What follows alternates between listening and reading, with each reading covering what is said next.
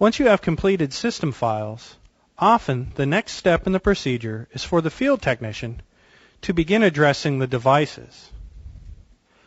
Although this procedure can be performed later in the field, we find that it is often more convenient for the devices to be addressed prior to their installation in the panels and power being supplied.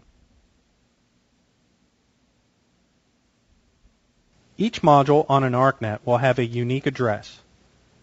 This address is typically set using rotary dials. Notice there is a rotary dial labeled 10s and another labeled 1s.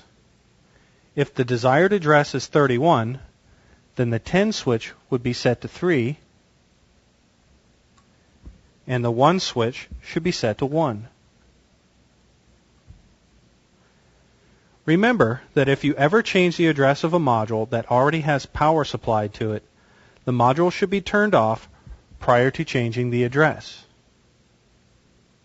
The address is only recognized during power-up, so if an address is changed while a module is turned on, the new address will not be recognized until the module is restarted.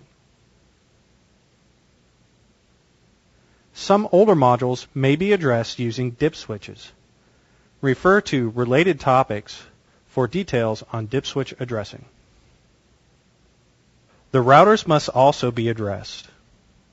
We are going to use default addressing here. Custom addressing is available, but it will be discussed as an advanced topic. For default addressing, we will use the rotary dials, which are set the same way as other control modules. However, the rotary dials only allow an address of up to 99.